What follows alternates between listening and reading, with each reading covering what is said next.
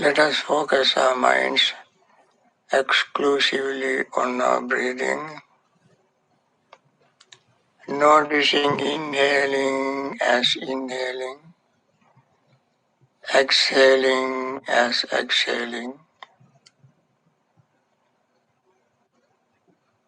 Then you can notice with the inhaling and exhaling, feeling of the breath arises and passes. Perception of breath and the feeling arises and passes away. Attention to the breath, feeling and perception also rises and falls. Consciousness rises and falls. This happens very naturally. We just pay attention to our breath, then all these changes we can notice. When we notice these changes without verbalizing or conceptualizing, the mind very deeply is involved in this awareness. At that time, nothing can disturb our awareness, especially greed does not invade the mind. Only when we are unmindful, greed can invade the mind. Then when greed does not bother us, the mind, the body and the breath becomes calmer and calmer and calmer. That time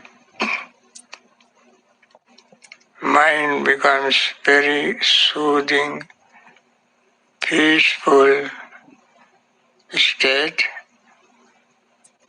At that time no resentment or anger arises.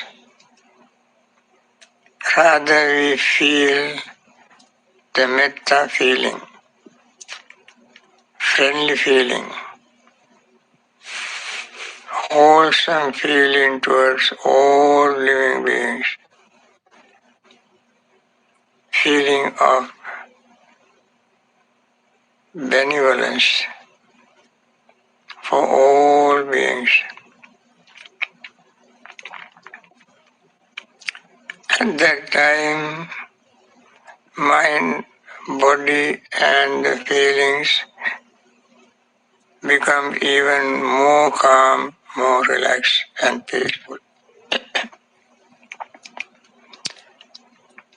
The negative side of that is we feel sleepy. We can convert that into positive feeling. When sleepiness arises, of course it sometimes is very sweet, welcoming, but not this time. This time we want to spend these few minutes in the practice of mindfulness meditation. So we have to overcome sleepiness by arousing our spiritual energy. Sometimes it might work if you take a deep breath, hold it as long as you can, and slowly breathe out. Again breathe in, hold it, and slowly breathe out. If you feel sleepy, it would work quite well. When sleepiness, however, disappears, its opposite of restlessness and worry can arise. Restlessness and worry arises because of incomplete or unwholesome activities we have done in the past, or pondering over the future. In order to make restless even stronger, greed and ignorance also can interfere. Don't see the danger of restlessness and worry, and the benefit of letting it go. Under this circumstance, restlessness and worry remain strong.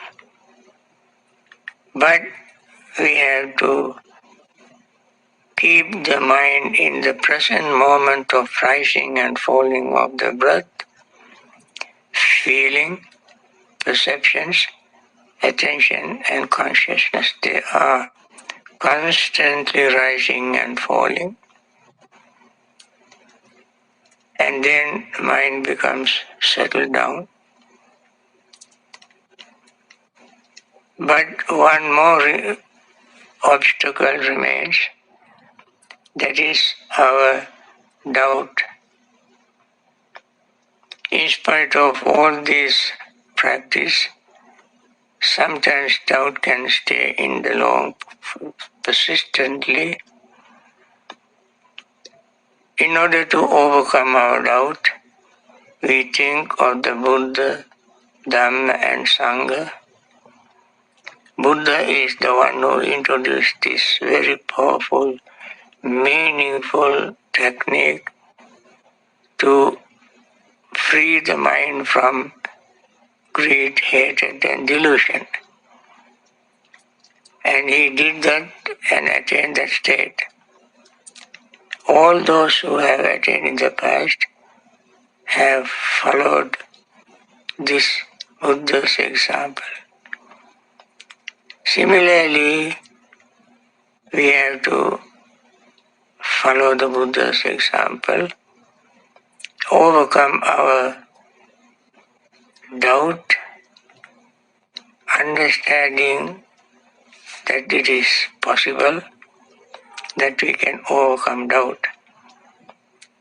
Doubt arises when things are not very clear. In our case, we are getting clearer and clearer awareness of what is going on. So doubt may not stay too long. Doubt also fades away. When these hindrances such as greed, resentment, sleepiness and drowsiness, restlessness and worry and doubt, when they all disappear, the mind becomes so delightful and becomes full of joy. This joyful state leads to happiness. Happiness leads to concentration. And that is why we are aiming at. So we gain concentration. And then concentration itself is not making us like a vegetable or rock, but concentration sharpens our mind. When mindfulness is strong, concentration is sharp. At that time, those things that we saw in the past, changing all the time, now we can see them changing faster than we saw earlier. Even the minutest thing in the cellular level change, even that we can notice. So with this, we continue to practice for next few minutes, and then we ring the bell.